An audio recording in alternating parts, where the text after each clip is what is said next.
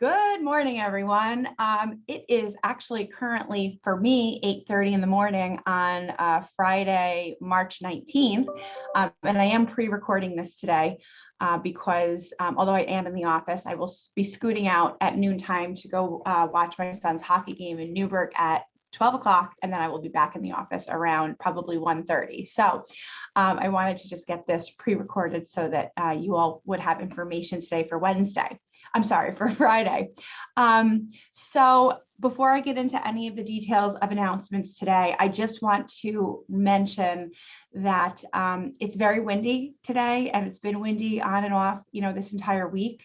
I always like to take the opportunity to remind residents that while the health center is on emergency power for just about everything, in independent living, the apartments and cottages are not on emergency power, and nor are the elevators in the event of a power outage.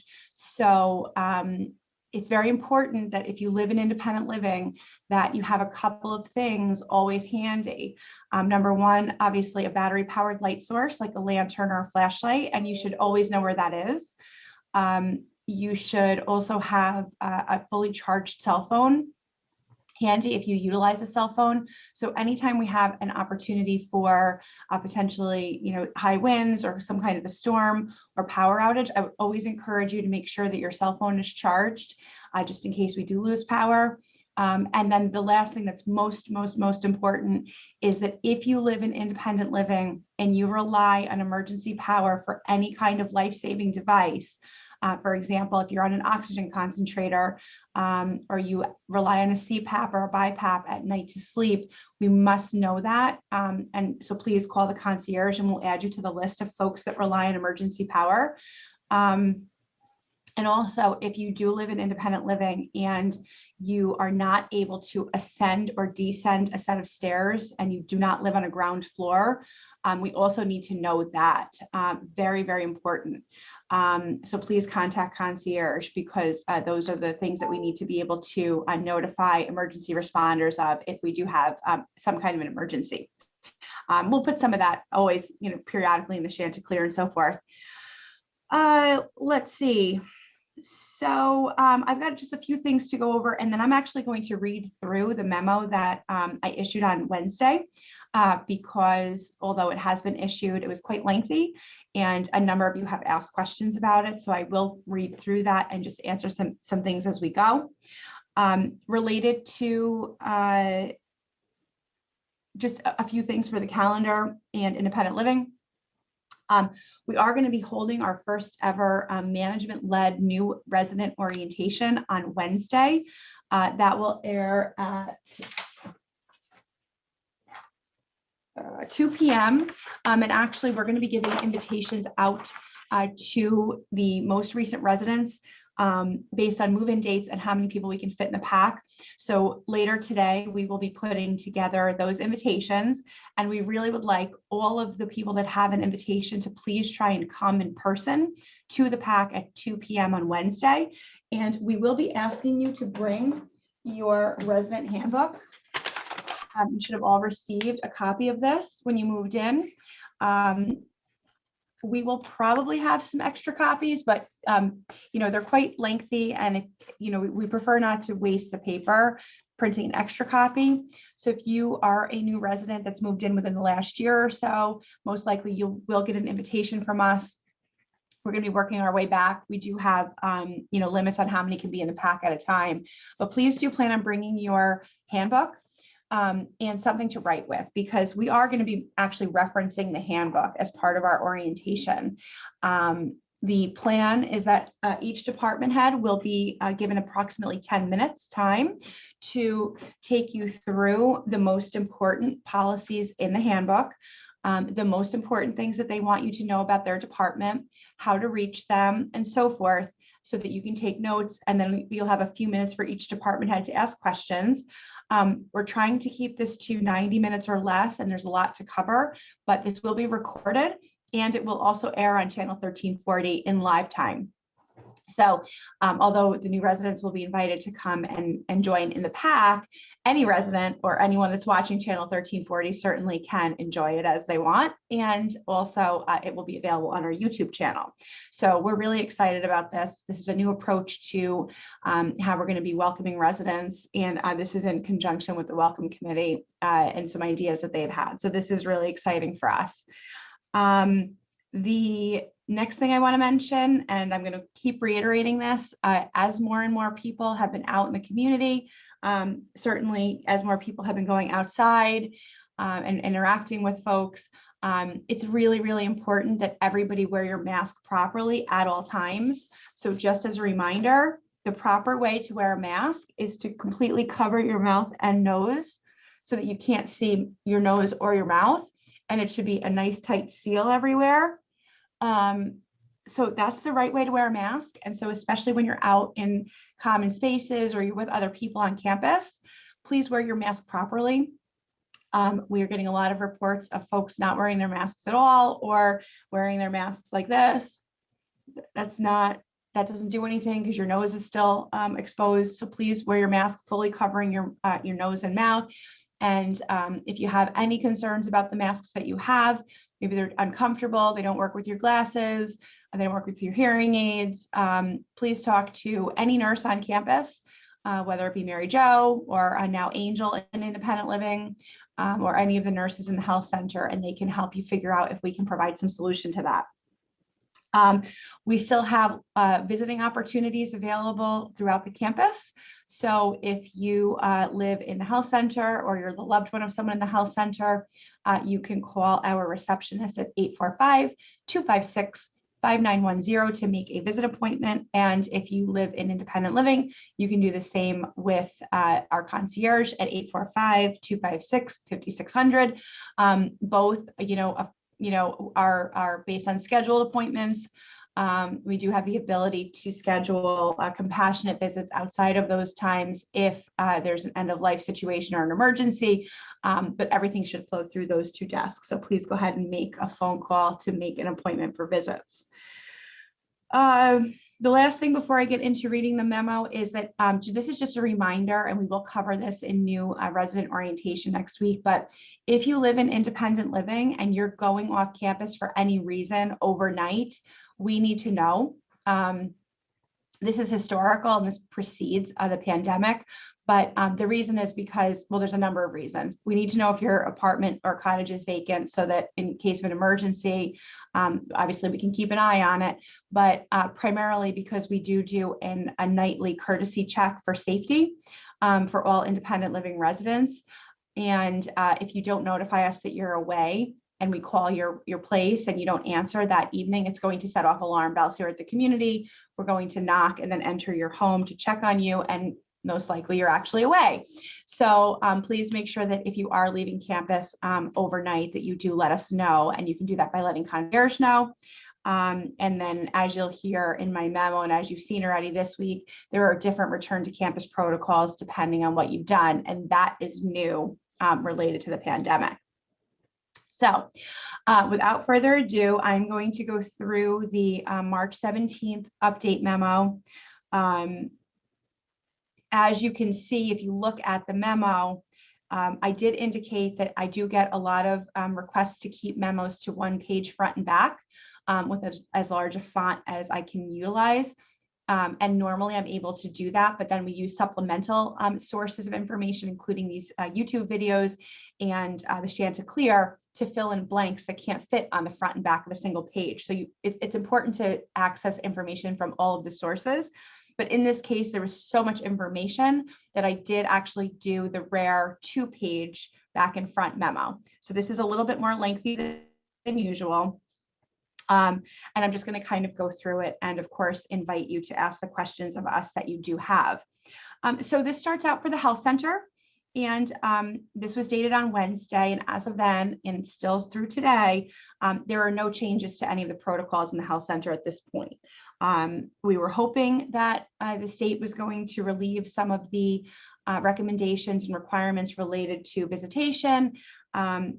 health center residents going off campus and then returning, and most especially the recommendation from the epidemiologists that folks returning to campus in the health center after leaving campus are placed on a 14-day period of droplet precautions. And it was confirmed on Tuesday definitively that the state epidemiologists that we work with still fully expect and recommend that anyone leaving campus does come back with those 14-day droplet precautions. It's a safety mechanism, and as much as we are frustrated by this remains being the epidemiological recommendation. So we are going to continue to do that. For those that are very frustrated with this, like we are, you have a voice and you are an advocate for yourself. And as well, if you're a loved one watching this, you have an advocacy voice for your loved one as well. And I would strongly encourage you to contact the New York State Department of Health and let them know that this is just not acceptable to you. We would like to see people being able to have, less restriction. And certainly if you're vaccinated, which all but one of our residents in the health center is, and that one actually had her first dose yesterday. We are in a great place. Knock on wood, we haven't had any COVID cases in quite a while. And just about all of our residents across the entire campus are vaccinated. A very good amount of our staff are vaccinated. There should be some relief here coming from the state and the health center and so forth. It's just not been coming. So we are going to follow their recommendations and their regulations, but you do have a voice and I encourage you to use it. Carrying on for the health center, visits are permitted by appointment by calling reception. We just talked about that. These are carefully planned and executed visits in the great room. And these do not result in the 14-day period of droplet precautions. And a number of you have asked, and the reason, and I outlined this in my memo, is really threefold. And first is because the visitors are rapid tested. Now, some may choose not to be tested, but generally we're having, all of our visitors are choosing to be tested. They seem to be really excited to actually be tested. It's also because the visitors are screened by our staff. So they're asked the questions of risky behavior or potential exposure to COVID. And of course, their temperatures are taken and symptoms are checked for. And the last reason that these visits in the great room don't require the droplet precautions is because all of the visitors and the residents are safely distanced in the great room. Their masks are worn, PPE is worn, and all of the visits are monitored by our staff, and 6 feet distance is maintained between the visitors and the resident. So that's all of those protection mechanisms are in place, and therefore those visits in the great room don't prompt the period of droplet precautions. I then go on to talk about in my memo the trips off campus for any reason for a health center resident and compassionate visits that happen in the health center. So these would be visits that happen due to an end of life situation or some kind of other emergency or extenuating circumstances that happen in the resident room or apartment in the health center. These will continue to result in the 14-day droplet precaution period after the visit or after the trip off campus. And I did indicate at the beginning of my broadcast here that this is, confirmed again, just Tuesday by the state epidemiologists. In my memo, I go on to say that we are not willing to act in a manner that is other than what the state is advising us to do at this point. So that's where we're at on those. And again, there is an asterisk here that compassionate visits are reserved for end of life and other critical situations. And per the State Department of Health, are to be permitted really on a case-by-case basis. And due to the fact, primarily because these will result in that 14-day droplet precaution for the resident. And we're really trying to avoid that because they really, those 14-day droplet precautions are, they drag on for a long time. And we really want to see the residents not being, restricted to those things. So that's the health center. And then the rest of the memo relates to independent living, because there have been some changes there. And I just, in the memo on the second page, I do kind of outline the basis upon which all of our decisions are made for independent living. in the health center, it's really mainly dictated by New York State and the CDC. We don't have a huge amount of flexibility and individual or independent decision-making power about our infectious disease and infection control protocols in the health center. But in independent living, we do have a little bit more leeway. So just to kind of cue up how we make our decisions, first, we look to the requirements of the New York State Department of Health for the health center, and then we carefully scale those back for independent living where we are safely able to do so. And when I say we, what I'm referring to is we actually have an infection control team here on campus that has a number of nurses on it, including our director of nursing, Carrie Mosley, who is an RN with her bachelor's in nursing. She leads our infection control team. And then we've got a whole series of other nurses that participate. We've got all of our department heads, a number of ancillary staff. All of these people comprise our infection control team. So for example, we had a meeting of the infection control team on Monday of this week to talk about policy changes and how new protocols from the state were coming forth and how we could incorporate them at Woodland Pond.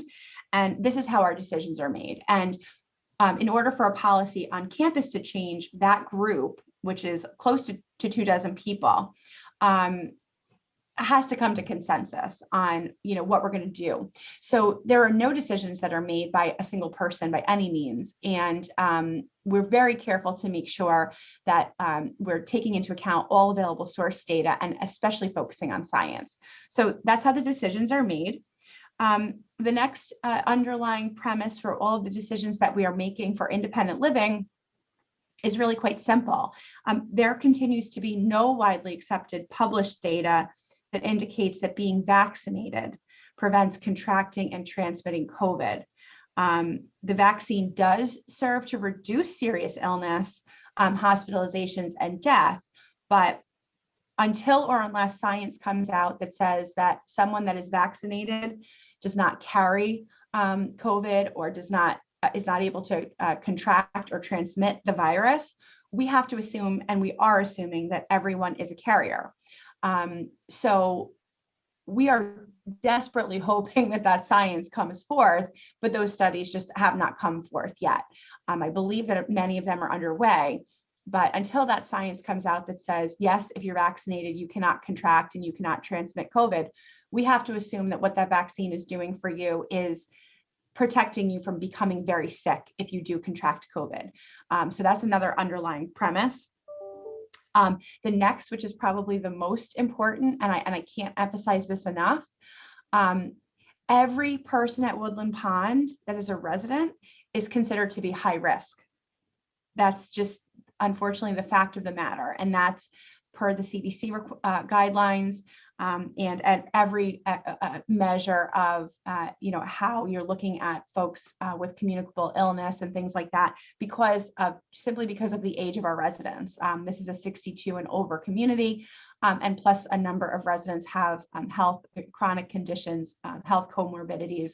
So every resident here is high risk. So when we're talking about policy changes and protocols that we have in place, it's with the mindset that we are protecting an entire building of at-risk people. So I want everyone to try to keep that in mind, because you and your neighbor that might live, let's say you have a friend that you would like to meet from off campus, and let's say that person is the exact same age as you, they live a similar lifestyle to you, excuse me, and you look at them and say, well, gosh, they don't have to worry about, protocols and all these kinds of things if we want to meet to go out to dinner. The difference is when that person goes home, they're going home to just their house. They are not coming back to a congregate building. They're not coming back to a place where there are meetings being held of an entire room of at-risk people. They're not coming back to a dining room that is filled with unmasked at-risk people. So it's not the same thing as your friend going home to their private residence. And that is an underlying premise of life at Woodland Pond. It just is a fact of living in a community-based setting filled with people that are inherently at risk. So we can't ignore that. And that is one of the main underlying premises of all of the things that we put in place. The next is that there are certain activities that are inherently higher risk than others, and this is according to the CDC. And these are use of public transit of any type, including taxis and ride-sharing services, unmasked activity that is where you are less than 6 feet apart, especially dining, and riding in a personal vehicle with someone that lives outside of your household. And that's because there just is no way to safely distance in a vehicle. And typically the air circulation is not great. People don't typically, disinfect their vehicles. They're germ ridden. So riding in a personal vehicle is a very high risk activity, especially if you're doing it with somebody that lives outside of your household. And the last underlying premise to all of the decisions that we make is that our priority at Woodland Pond is you as residents and your activity on campus. So our goal in all of our reopening activities and all of the efforts that we're trying to bring forth, the number one priority is being able to give you back as much access to activities, amenities, your neighbors, and so forth here on campus. Everything off campus is a secondary priority. So when we're talking about, instituting protocols and policies and procedures to be able to safely reopen things, it's with that focus of our responsibility is to ensure that the activities on campus are being done in as safe a way as possible and with giving you as much access to that back. So those are the underlying premises. I know a few people have asked those questions, so I just wanted to revisit that. We haven't gone over that in a couple of months. So now just in terms of specifics related to on-campus activities and visits in independent living, and this is on page 3 of my memo from the other day. So first, all residents, vaccinated and non-vaccinated in independent living, are welcome to participate in scheduled activities and on-campus visits. So we are not discriminating or segregating between people that are vaccinated and people that are not vaccinated in terms of, who's, welcome to do what activities on campus. So that's issue number 1. Issue number 2, or aspect number 2, is that we really have 2 types of categories of people that are not residents and not staff that come to campus in independent living. The first category is approved caregivers. So these are people that have been identified over the last year that act in a caregiving role for a person in independent living. And those people are approved based on a premise of agreeing to be tested weekly, quarantine when they're not at work, or when they're not on campus, with very rare exception. They're being screened every time they come to campus, and there's a higher level of expectation that those people are doing things in as careful a way as possible.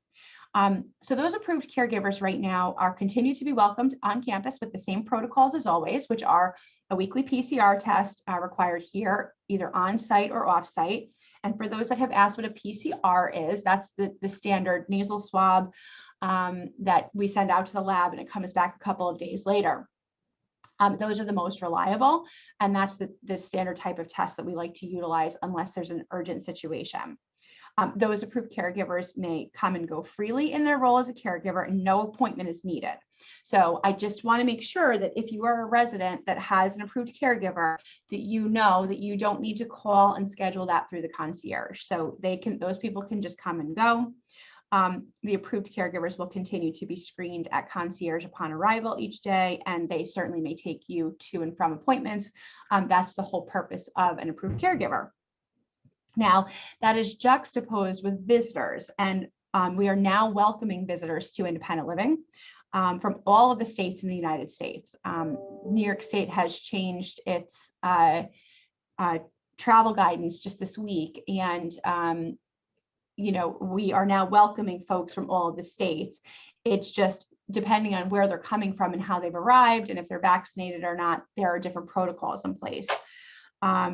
And that would be explained when the visit is scheduled and at the time of screening. So these indoor visits can be made by appointment with the concierge, and some details on that. So we're currently offering single day appointment times, and these are based on the availability of rapid tests that we have from the state, and the availability of our RNs, Mary Jo and Angel, to do the rapid testing. So we're not offering visits around the clock because we don't have an unlimited supply of rapid tests. We are beholden to what we can procure from the state, and there are limits to that. And also our RNs are not here 24/7. We do currently have them between 5 and 7 days a week. And so we're offering a number of visits, but it's not just, first of all, they have to be during the time when concierge is here because screening has to happen and so forth. But yes, there are limits to that, and everything has to be by appointment. Visits outside of these times may be made if we have, similar to the health center, a compassionate need for an end of life visit or an urgent visit. So call and ask the question if we can accommodate something and let us know what the circumstances are, and we will do our absolute best. All of these visitors must be screened and rapid tested at the outset of your visit here in independent living. And if you are a resident that has someone that has come to visit and has had a rapid test, you are welcome to then either visit with that person here on campus that day or go off campus with them. And the difference is they've been tested. So we have comfort that, with that rapid test that they most likely haven't picked something up. Now, there are a few exceptions to that, and we'll get into that in a second. A couple of asterisks on this. If you do seek a multi-day indoor visit, referred to as an extended visit, we do not have sufficient rapid tests to accommodate daily testing. We just don't have enough to be able to provide your specific visitor tests 4 or 5 days in a row. So we will still welcome the guest, but when that guest is done with their multi-day visit, we will be advising you of the protocols that you will need to follow following their departure. So depending on where they've come from and how they've traveled here, most likely you will be asked to either fully quarantine, which most likely won't be the case, or restrict activity. And that will be on a case-by-case basis. So we will be in touch with you if you do have a multi-day visit that's scheduled with someone.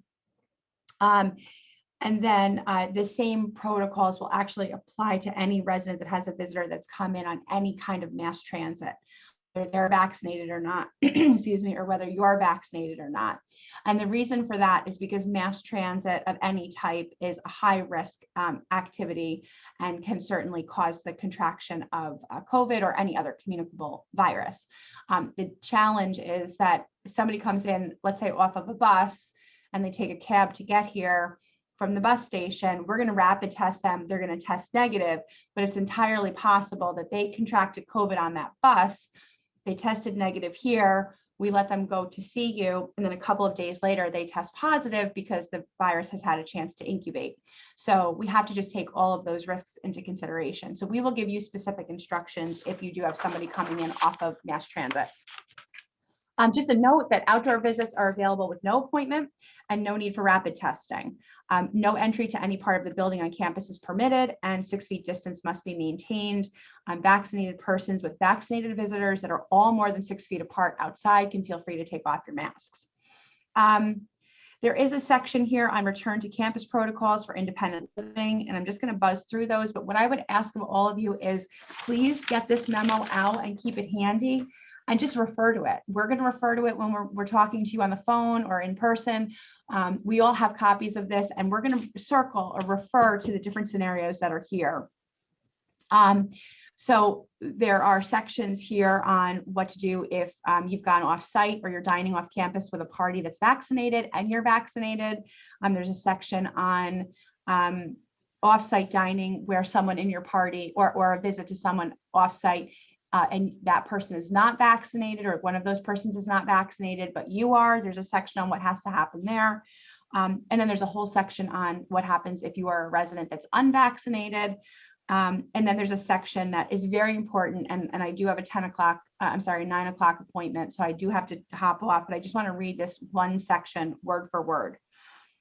For all independent living residents, and this is for vaccinated or not vaccinated, a trip to the hospital, emergency room, or your use of public transit, including a taxi, a ride share, like an Uber or a Lyft, a plane, a bus, or any visit with someone that has been a mass transit traveler, you will be placed on a full quarantine for 5 days, except for outdoor solo walks, and will have a PCR test on day 5.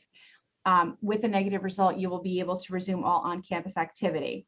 Now, if we do have the opportunity to rapid test your mass transit visitor, the quarantine protocols will be a little bit different. It won't be a full quarantine. It will actually be a modified non-congregate dining quarantine, but we'll talk to you about that specifically.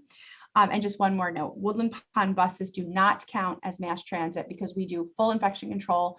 We're safely distanced, and that's a very controlled trip out off campus. So I know that this is a lot. This was just a reiteration of what we covered in my memo on Wednesday.